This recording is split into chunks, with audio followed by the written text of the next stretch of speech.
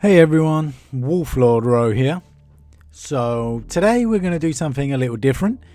With the Siege of Terra finally upon us, I've been thinking about all the things I want to happen. Not only I want to happen, but things that need to happen. Of course, all the novels are most likely written by now already, but that's not the point.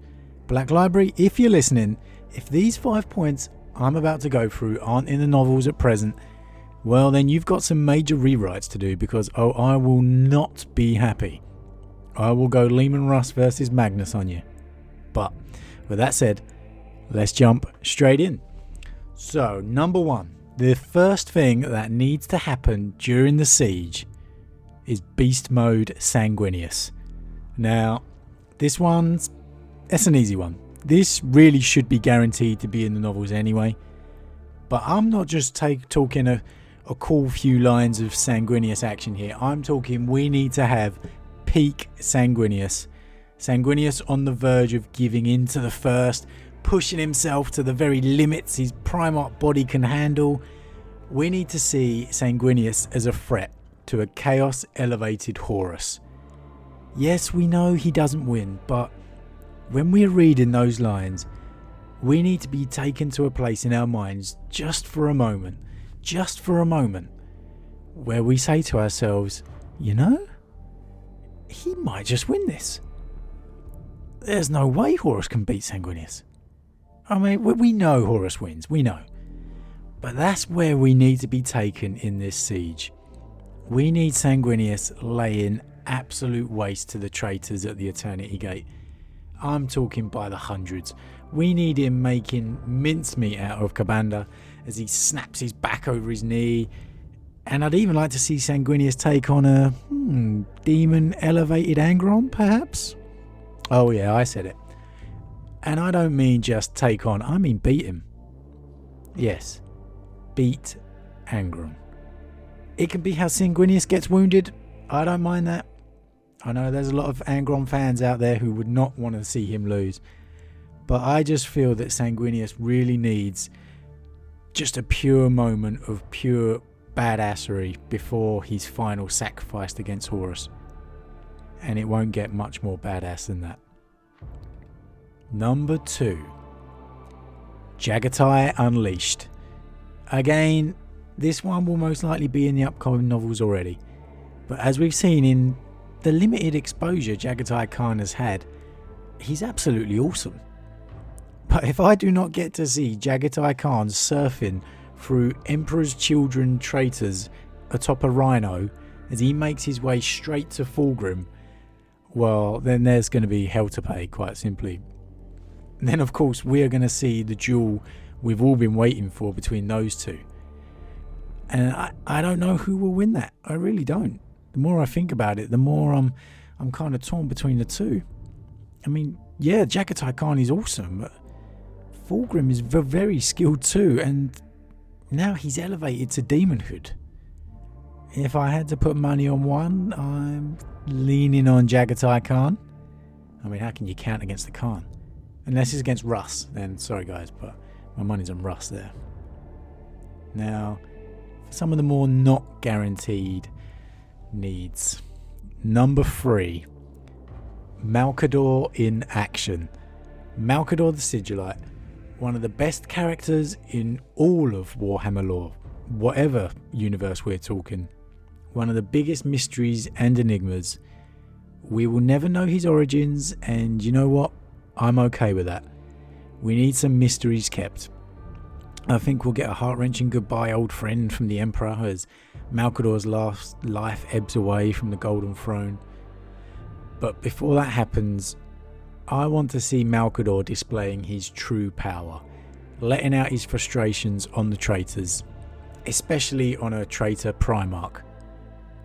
Yeah, I want to see Malcador come face to face with one of the fallen Primarchs, and when they are looking down on him, as a pitiful old man that he is, taunting him as they would no doubt be doing, I want him to open a can of sorcerous whoop-ass on him. That would be a great read. I really hope we get to see that. Number 4. The Emperor reflecting on meeting each of his sons.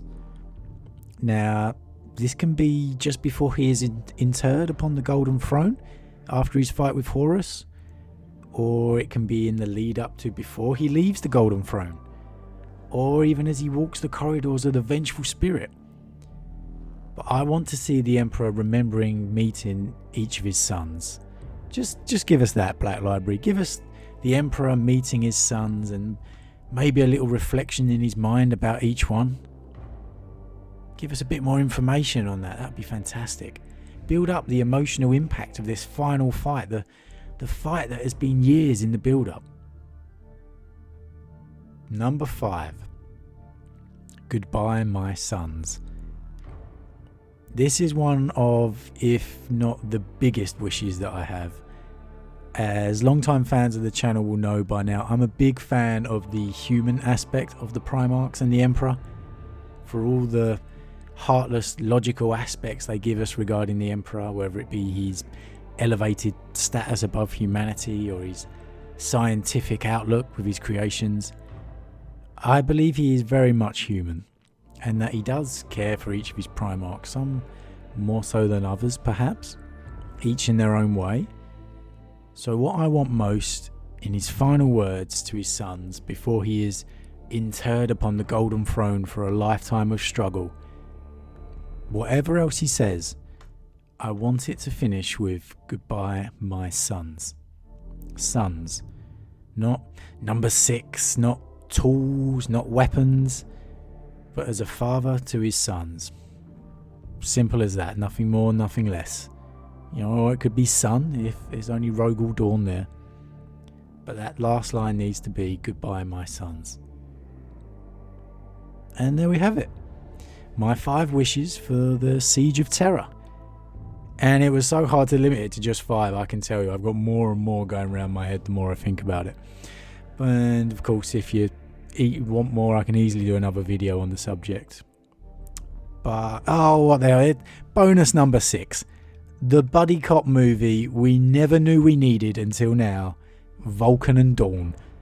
I want to see Vulcan and Dawn reunited after the emotional reunion on Terra that I covered before. I want to see them co-op, teamed up, laying waste together to some traitor scum. It's the perfect setup. You've got the uptight, disciplined Dawn, the emotional, fun-loving Vulcan. It's the 40k equivalent of like Lethal Weapon, the new Riggs and Murtaugh. We know something's got to go down in the throne room for Vulcan to be there. So let's see Dawn and Vulcan defending their father right in the very throne room itself. Oh man, that would be a great scene. You know, back to back, fending off traitors with a golden throne. They could be right at the steps of the golden throne, maybe. Make it happen, Black Library. Make it happen. But okay, guys, what do you think? What do you want to see happen at the Siege of Terra? Everyone must have certain things they're looking forward to, and it'd be great to find out what you guys are looking forward to. A big thank you to all of my subscribers. All your support really means a lot, and if you're new, please subscribe to help this channel grow. It's seen some great growth over the past week or so, and it's really heartwarming to see. I'm really enjoying the community that we're getting in the comments and watching these videos. It's great just sharing all our love for the Warhammer universe. And if you enjoyed this video in particular, then consider dropping a like on it too. But that's it for today. I am off, and I'll see you guys again real soon.